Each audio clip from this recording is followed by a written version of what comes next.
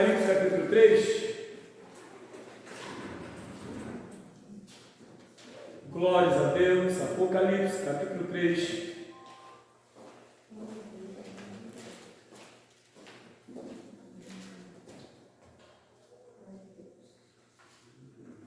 Apocalipse capítulo 3, vamos ler os 6 versículos.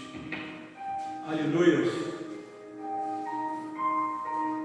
E ao anjo da igreja que está em Sardes, escreve: isto diz o que tem o sétimo Espírito de Deus e as 7 estrelas. Conheço as tuas obras, que tens nome de que vives e estás morto. Sê vigilante e confirma o restante que estão para morrer, porque não achei as tuas obras perfeitas diante de Deus. Lembra-te, pois, do que tens recebido, ouvido e guarda, e arrepende-te. E se não vigiares, virei sobre ti como um ladrão, e não saberás a que hora sobre ti virei. Mas também tem em Sardes algumas poucas pessoas que não contaminaram suas vestes, e comigo andarão vestidas de branco, porquanto são dignas disso. O que vencer será vestido de vestes brancas, e de maneira nenhuma riscarei o seu nome do livro da vida, e confessarei o seu nome diante de meu Pai e diante de seus anjos. Quem tem ouvidos, ouça o que o Espírito diz às igrejas. Soberano Deus e eterno Pai, aleluia, para sempre glorificado e exaltado seja o teu santo, poderoso e eterno nome. Como igreja do Senhor, reunido neste local, precisamos ouvir a tua voz. Então, se servir e falar conosco em nome do Senhor Jesus Cristo. Glória a Deus. Amém. Amém. Meus queridos, alguns pontos importantes nesse texto aqui, que Deus, Senhor, pede para João escrever. Tem hora que eu fico me perguntando, pessoalmente, se eu tivesse recebido uma carta do Senhor, que tipo de carta ele enviaria para mim? Ele enviaria a mesma carta que ele enviou para Esmirna, para Filadélfia, para Tiatira, para Laodiceia? Não sei. Uma coisa eu vejo aqui na página 2, a primeira coisa que a gente vê, que essa igreja ela recebe, primeira coisa é uma saudação. Segue um padrão de todas as cartas.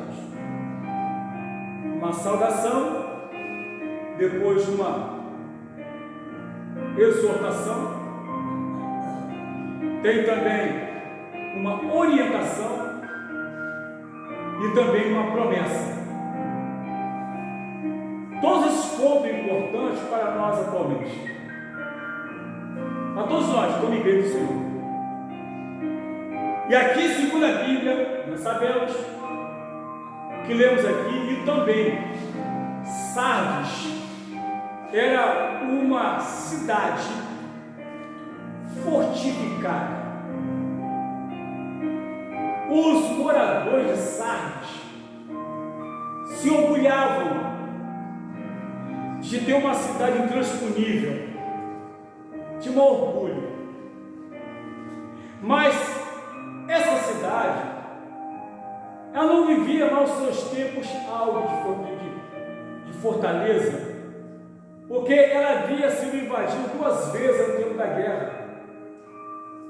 E aqui a gente olha na palavra de Deus e percebe o que foi que Jesus identificou naquela igreja.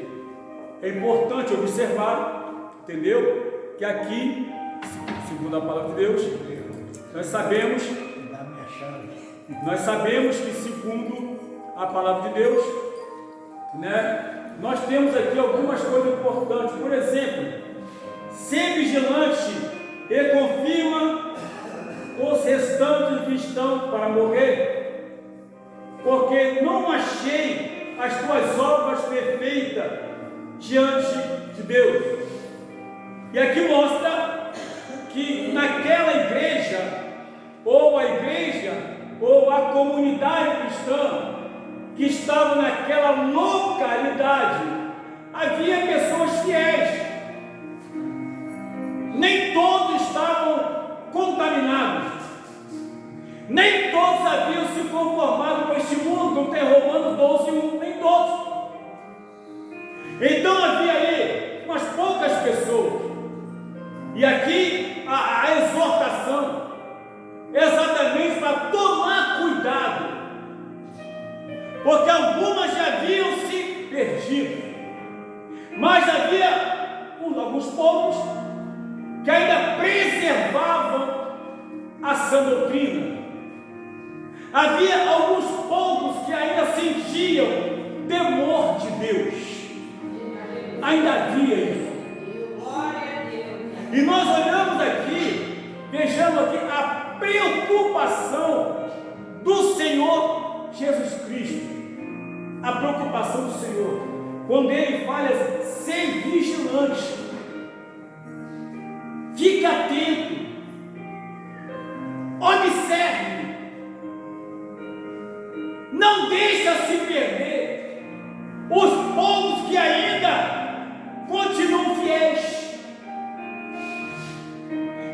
E eu não vejo, irmãos, uma outra forma, pode ser que eu esteja errado, eu não vejo uma outra forma de manter as pessoas fortificado na casa de Deus, a não ser pela palavra,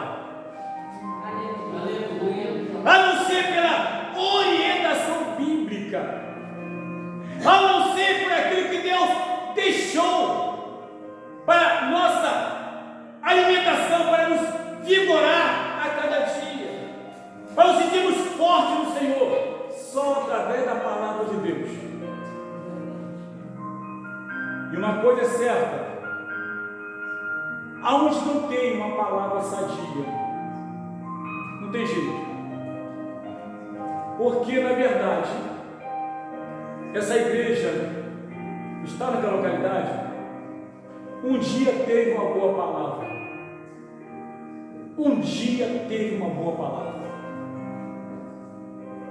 e os poucos que ainda restavam, foram pessoas que absorveram as orientações, os ensinamentos. Os poucos que ainda restavam foram pessoas que ainda estavam preservando em si a sã doutrina. Mas uma outra parte que ouvira a mesma palavra, a mesma pregação, o mesmo ensinamento, as mesmas orientações, não haviam guardado, e então sucumbiram. E essa carta fala sobre confirmar, que significa guardar, proteger.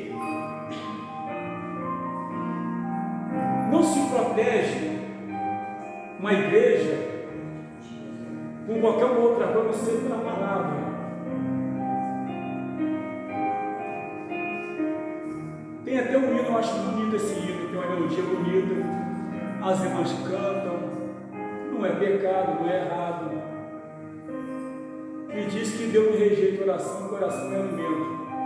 O alimento é a palavra. O alimento é a palavra. O próprio Deus falou para Ezequiel, capítulo 3, coma deste rolo. O próprio Jesus fala em João 14, 21, aquele que Deus meus mandamentos guarda, isso que me ama. Porque aquele que me ama, ser amado de meu Pai, eu também o amarei e me manifestarei a Ele. Então aquela igreja, ela havia tido palavra. Havia um temor de Deus.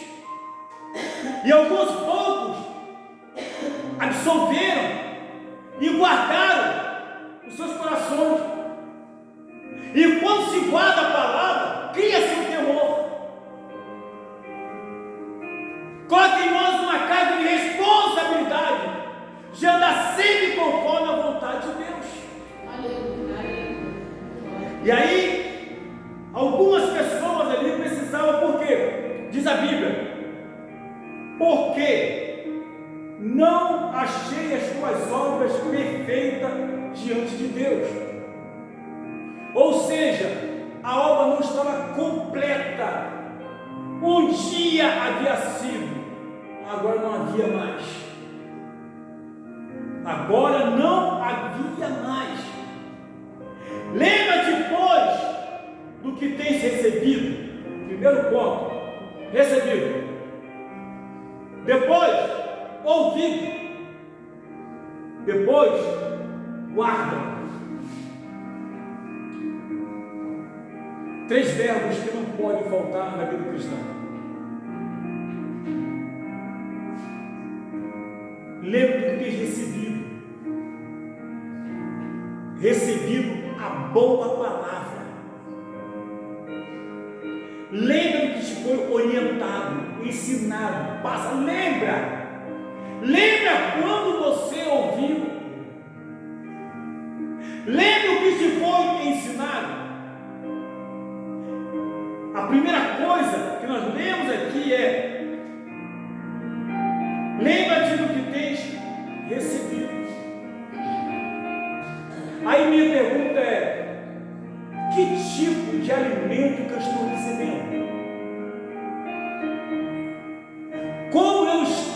Como cristão, como eu estou me alimentando? Ou o alimento que eu tenho recebido tem sido satisfatório para a minha alma? E esse alimento que eu recebo tem feito mudança na minha vida? Alguém tem percebido mudança na minha vida, no meu comportamento, no meu caráter, nas minhas atitudes? Esse alimento que eu tenho recebido tem me fortificado, tem me mantido firme. Porque o objetivo da palavra de Deus é exatamente esse. Hebreus capítulo 4, versículo 12 diz que a palavra de Deus é viva e eficaz, mais penetrante do que qualquer espada de 2 gumes, que penetra até a divisão da alma e do espírito, juntas e medulas, e é apto para discernir pensamento e intenção do coração do homem. Então a palavra é para nos limpar internamente, para nos tratar internamente. Mas tem que ser o quê? Uma boa palavra. Tem que ser a palavra. Lembra do que tem recebido. Lembra do que tem recebido e também ouvido. Quem tem ouvido, ouça. O que é que eu tenho ouvido por aí? O que estão botando no meu ouvido, no meu pensamento, na minha mente? Que tipo de coisa? Lembra que tens ouvido, irmãos? É tão sério, porque hoje se ouve tantas coisas, e o objetivo de muitas coisas é desfazer aquilo que um dia nós ouvimos, aquilo que um dia me manteve firme, fiel. Lembra que tens ouvido. Primeiro, que você tinha recebido. Agora eu tenho ouvido. O que eu tenho ouvido? E a orientação é para guardar. aquele que tem os meus mandamentos guarda, este é o que me ama. Porque aquele que me ama será amado de meu Pai, e eu também o amarei e me manifestarei a ele. Ou seja, a orientação é exatamente essas três coisas: ouvir, receber, ouvir e guardar. E arrepende-te. Arrepende-te. Havia algo naquelas pessoas e naquele pastor que estava requerendo dele arrependimento. Arrepende-te. Isso foi o próprio Jesus que detectou o grande problema que havia. Que a questão toda, a Bíblia nos fala, na primeira carta de João, capítulo versículo 8, diz que aquele que diz que não tem pecado é mentiroso. Mas o 9 diz: mas se confessar os vossos pecados, ele é fiel e justo para vos perdoar os pecados e purificar da injustiça. O problema não está no errar. O problema não está no pecado. O negócio é não deixar criar raízes. Eu ter a sensibilidade de confessar, de falar para Deus e dar nome, como está em Levítico 5:5. Se é que alguém pecar numa dessas coisas, deve confessar o que pecou. Erros são demais. Mas aqui a Bíblia nos fala: se confessar os vossos pecados. E aqui vai, arrepende-te. Volta como era no início, como era no princípio. Volta a ser o que era. Irmãos, quantas pessoas começaram até muito bem, uma máquina de ganhar almas, uma máquina de Deus na mão de Deus poder pregar, uma máquina de Deus para ensinar, uma máquina de exemplo, de comportamento, de atitude ilibado. Mas o tempo vai passando, vai entrando o relaxamento e a irresponsabilidade. Tudo aquilo que havia aprendido, tudo aquilo que havia ouvido, tudo aquilo que um dia praticara no passado, não se sente mais à vontade para praticar, não tem mais o desejo.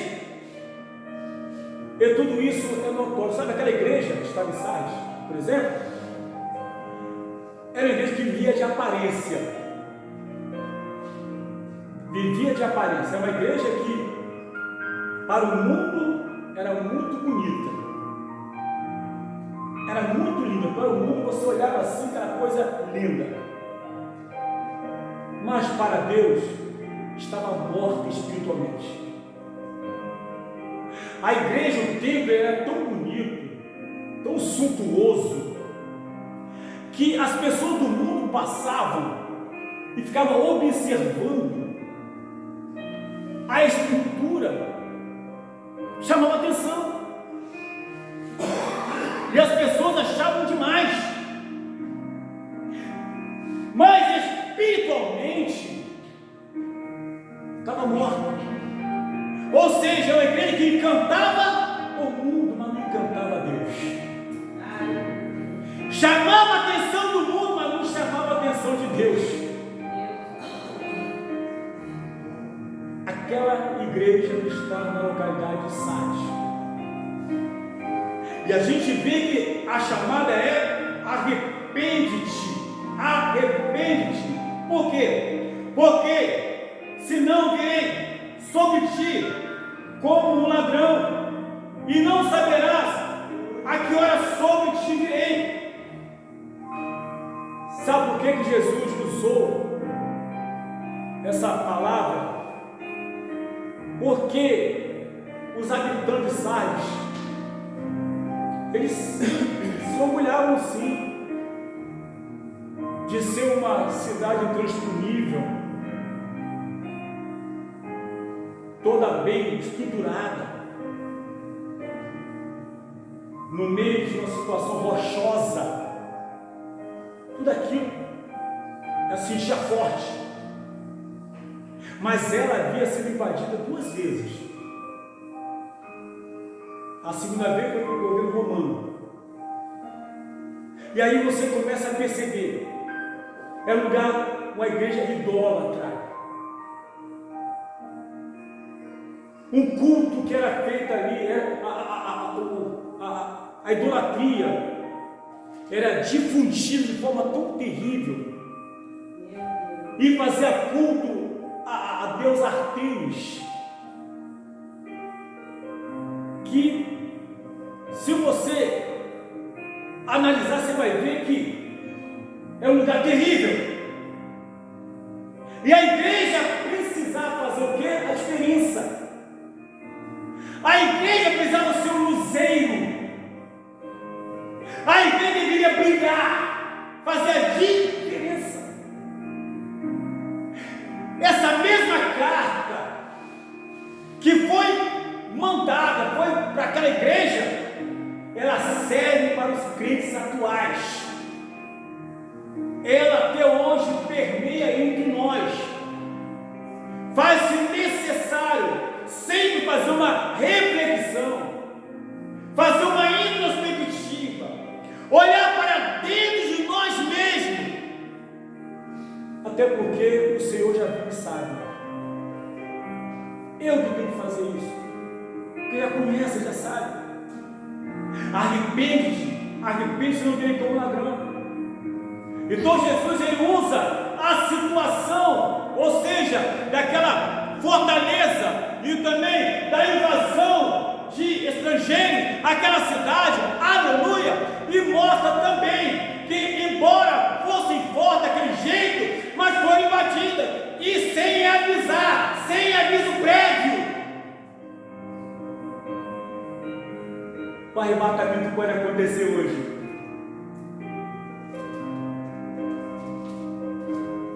A minha vida, por exemplo, eu não sei, mas dependendo da minha situação, dependendo do meu comportamento, o Senhor pode vir até mim sem me avisar. Eu não vou saber que horas. Com um ladrão, ele não liga para mim assim: ô senhor Alex, oi, o que está falando? Aqui é o ladrão. Ah, sim, o que você quer, ladrão? Eu estou te ligando para te informar, eu consegui até o seu número. Eu estou ligando para te informar que eu vou roubar a tua casa hoje, no voo de meia-noite. Você acha que vou sair de casa? Vou ficar esperando, né? Se chegar, eu estou lá. Ladrão, ele não avisa. Ele chega de surpresa. E Jesus virá de surpresa. Não sei como vai ser, se vai ser hoje à noite, amanhã de manhã, se vai ser meia-noite, se vai ser daqui uma semana, daqui um mês, 100 anos, não sei. Mas a promessa é que Ele virá buscar a tua igreja. E essa promessa é que deve nos fazer ficar firmes e fiéis. Essa promessa que deve fazer com que nós, primeira coisa, receber, ouvir, receber e praticar, obedecer. Porque Ele virá, meus amados, virá sobre nós. Não sabemos a hora, mas também tens em Sardes algumas poucas pessoas que não contaminaram suas vestes e comigo andarão vestidas de vestes brancas, de vestiduras brancas, porquanto são dignas disso. Em meio às trevas tinham algumas luzes que brilhavam. Isso é real no dia de hoje.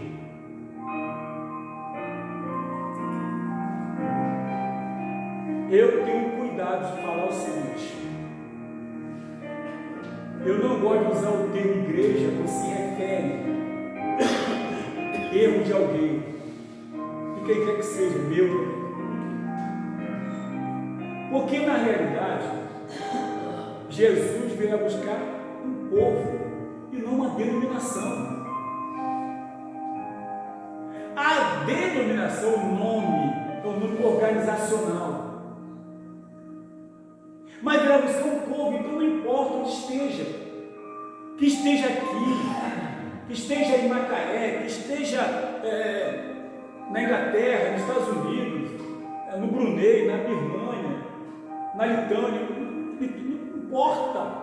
No Cazaquistão, no Uzbequistão, no Afeganistão, na Rússia, na China, na Romênia, não importa onde esteja. Ele veio buscar o quê? O povo. Então, quando alguém erra, e a gente fala bem assim: aquela igreja ali não vale nada. Que isso? Como assim? Ali tem uns poucos que vão contaminar as suas vestes. Não dá para ficar falando, ficar difamando a igreja de Cristo. E às vezes as pessoas, de forma inadvertida, falam: eu não entro naquela igreja, aquele pastor lá é isso, ele é aquilo. O pastor é, mas a igreja não é. O irmão é, mas a igreja não é. A igreja é santa. A igreja é noiva de Cristo. E às vezes a gente passa em algum local e observa alguns péssimos comportamentos e começamos a criticar todo mundo. E Deus não se agrada disso. E a Bíblia nos fala de alguns poucos que não se contaminaram. Naquele dia terá muita surpresa. Quem a gente acha que não vai estar lá. E quem a gente acha que vai, não vai estar lá. Meu Deus. Muita surpresa. A questão toda que a Bíblia diz, quando fala que tem algumas poucas pessoas que não contaminam suas vestes, é exatamente isso. Porque no meio daquele povo havia poucas pessoas que ainda brilhavam no meio das trevas, da escuridão, do pecado. Havia pessoas, na verdade, que faziam diferença. Sabe por que isso? Hoje, quando a pessoa se aborrece, ela sai daqui e entra naquela igreja ali. Sai daquela igreja ali, da outra igreja para lá. Mas lá só tinha aquela comunidade, só tinha aquela igreja, não tinha outras igrejas, não tinha outro local. E eles não queriam sair dali, queriam continuar como membro daquele local. Hoje não. Hoje a pessoa não está satisfeita com o pastor, não gosta desse pastor, vou procurar um lugar para me congregar. Aí sai daqui, vai para a esquina, vai lá para trás. Aqui, por exemplo, acho que tem umas 12 ou 13 igrejas aqui. É só procurar. Hoje é assim. Eu não gosto daquela irmã, eu não vou ficar naquela irmã, eu não gosto dela, eu vou sair, eu vou para outro lugar. Eu não gosto daquele porteiro, eu não gosto dele, eu não vou, eu nem entro lá, só olhar para ele na porta, vou sair. Aí, para cá não tem, acho que para cá não tem, mas para cá tem. Aí você tem na saída, depois tem lá, depois tem lá no canto, aí depois você tem que pular de cá aqui, aí depois você vai lá para cima.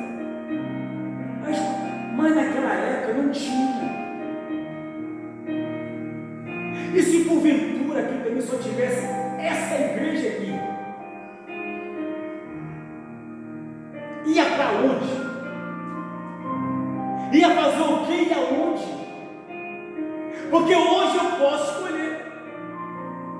Eu estou aqui hoje, amanhã eu posso pensar: quer saber uma coisa? Eu vou ficar em Macaé. Não posso chegar mais não. Que lá não falta igreja também. Pregar pequeno, tudo é tipo. Porque hoje é assim, as pessoas ficam satisfeitas, elas não procuram se tratar, se reconciliar, rever conceitos, e quer sair. Aquele povo, aquele grupo de cristãos, aquele grupo de luzeiros, aquele grupo que brilhava, não tinha para onde ir, só podia ficar ali.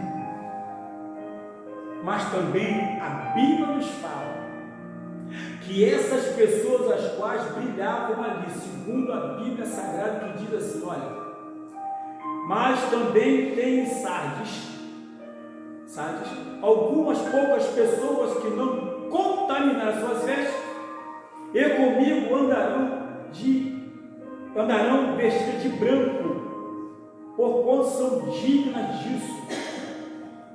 Isso prova, como está na segunda carta de Paulo a Timóteo, capítulo 2, versículo 19, que diz: mas o firme fundamento de Deus permanece tendo este selo: o Senhor conhece os que são teus, a parte da iniquidade todo aquele que profere o nome de Deus. Isso prova que Deus conhece cada um de nós particularmente. Deus conhece cada um de nós internamente. Eu mesmo não me conheço por dentro, mas Ele me conhece. Você não se conhece internamente, mas Ele te conhece. Ele sabe quem obedece e quem não obedece. E aqui a Bíblia nos fala que a esses, aleluia, andarão com Ele vestidos de branco. Branco é uma vida de santidade sem contaminação.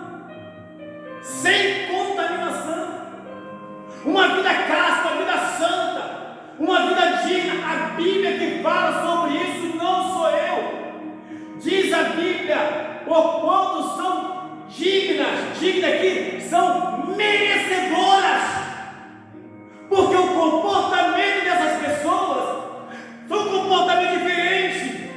São pessoas que brilham, são pessoas que realmente as pessoas olham e veem a luz de Cristo brilhar nelas. Oh, aleluia, no meio das trevas.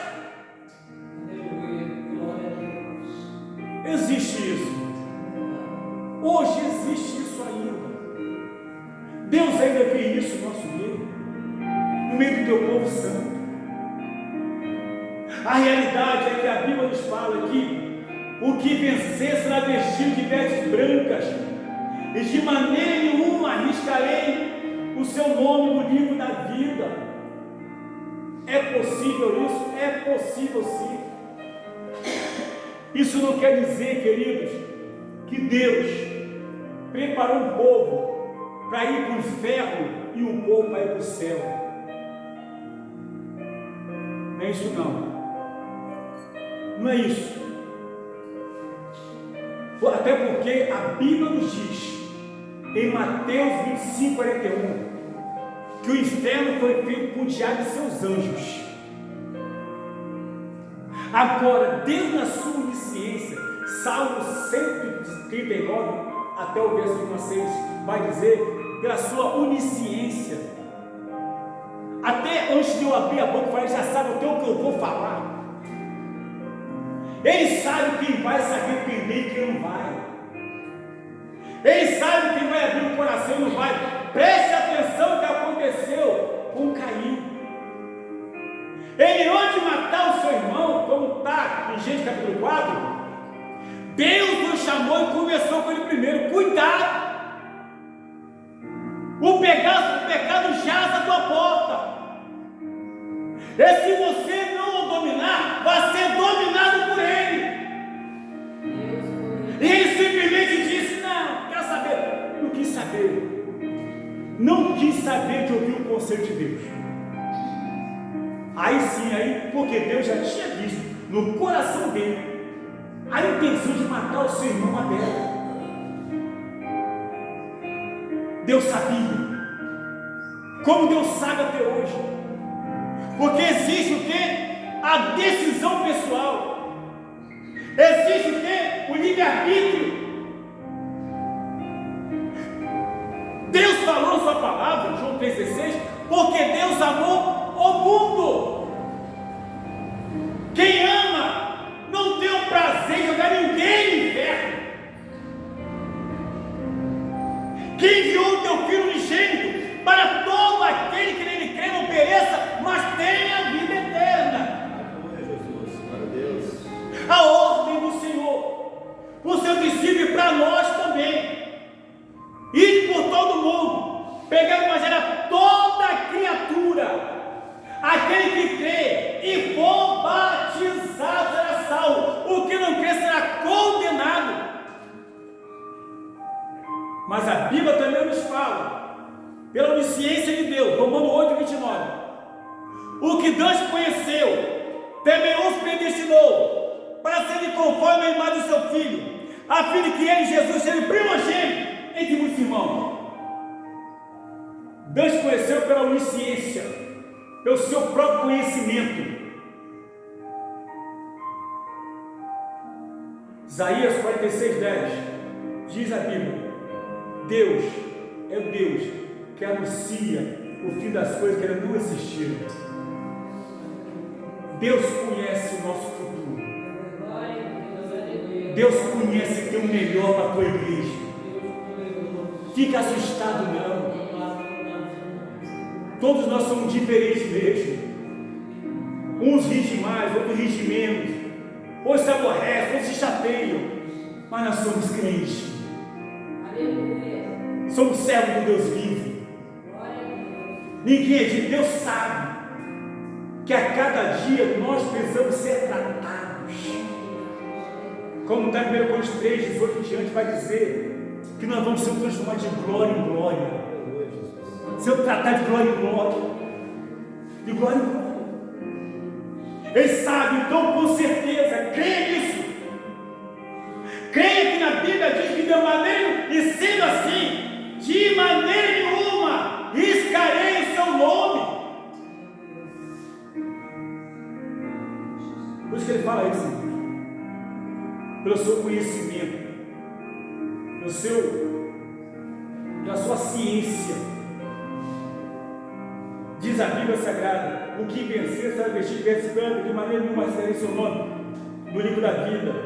A Bíblia nos fala em Apocalipse capítulo 20, versículos de 11 a 15, fala que havia um grande trono e havia o Senhor sentado no trono, e diz que foi aberto livros, e depois foi aberto outro livro, que é o livro da vida. E as pessoas as quais não aceitaram a Cristo, que vivem em vida dissoluta, serão julgados segundo o que está nos livros. Então, o que está no livro não será julgado, será recebido. Deus é fiel. Essas pessoas, as quais a Bíblia, e confessarei o seu nome diante de meu Pai e diante dos seus anjos. O que é isso, meus irmãos? Confessarei o nome do meu Pai é como está em João 19:30. Quando Jesus estava pregado naquela cruz, ele teve sede. E aí os zombadores levaram para ele vinagre, uma esponja ensopada de vinagre para ele beber. E ele ali, inclinando a cabeça, entregando ao Espírito: Pai, está consumado. O Evangelho não precisa de mistura. O sangue de Jesus nos basta. O sangue de Jesus nos basta. O Evangelho não precisa de mistura. Disse: Pai, está consumado. Ou seja, tudo que foi determinado para eu fazer, para a salvação da humanidade, aleluia, está feito. Confessarei o nome do meu Pai e também diante dos anjos. O que significa isso? Lucas 15:10. E assim a alegria na presença dos anjos no Senhor do céu por um pecador que se arrepende. Sabe o que é isso? Festa no céu.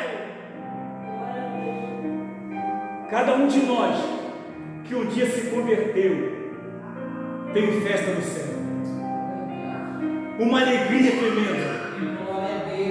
O diabo tem mais poder sobre a nossa vida. Não tem poder, porque a Bíblia diz que aquele que é nascido de Deus não vive pecando. Outro guarda, aquele que é nascido de Deus é o maligno e não lhe toca. Primeira carta de João 5,18. Aquele que é nascido de Deus não vive pecando. Aquele realmente convertido não vive pecando. Antes, o guarda, aquele que é nascido de Deus é o maligno não lhe toca. Presta atenção, o diabo não tem poder sobre as nossas vidas. Eu fico muito preocupado quando muitos cristãos, talvez de forma inadvertida, diz: o diabo está perseguindo, o diabo botou não sei o quê, o diabo fez isso, o diabo fez aquilo. Tudo que acontece, o diabo não consegue glorificar o nome de Deus. Só vê o inimigo trabalhar, só vê o inimigo fazer. Parece que fica elogiando o inimigo. Faça isso não. Ainda que tenha sido ele, mas glorifica a Deus. Jó fez isso. Ainda que tenha sido ele, que o inimigo tenha feito qualquer coisa, mas glorifica o nome de Deus. Eu lembro de estar na minha casa fazendo um trabalho lá. Eu não sou pedreiro, não sou nada, mas sou curioso. E de repente eu tomei uma queda disposta num canto que só cabia uma criança. Eu caí e fiquei preso. De dentro de casa a pessoa ouviu um barulho, buf! Eu levantei todo encolhido, todo torto. E disse: glória a Jesus. Se foi o inimigo, foi um desvado. Não dei voto para ele. Não dei bilheteria para ele. Eu glorifiquei o nome de Deus. Que Deus possa continuar nos dando graça, nos abençoando, nos fortalecendo, em nome de Jesus. Coloquemos em pé, oremos a Deus. Pai Celestial, nesta noite, neste santo lugar, em que a tua igreja se reuniu, para te adorar, para glorificar o teu santo, poderoso e eterno nome. Porque a tua palavra nos fala em Isaías 56:7. E a minha casa será chamada casa de oração para todos os povos. E nós fazemos parte desse povo. Louvamos a ti, Senhor, pela tua grandeza, pela tua bondade, pela tua soberania, pelo teu cuidado, pelo teu amor, da forma como tem cuidado de nós. Em nome de Jesus, Senhor, continue a nos orientar, continue a tratar conosco, em nome de Jesus. Continua trabalhando na nossa mente, continua trabalhando em nossos corações. Ó Senhor, tem misericórdia de mim, tem misericórdia de nós, tem misericórdia, Pai, da tua igreja, no mundo todo, onde quer que estejam, entra com socorro. Ah, Senhor, obrigado por tudo quanto tem feito, obrigado por quanto tens feito em nossas vidas, no meio do teu povo, que a cada dia possamos ter o prazer de estar sempre na tua presença. Ó Deus, em nome de Jesus Cristo, que vive e reina para todo sempre. Amém e amém. Glórias a Deus. Meus amados, queria aqui com os irmãos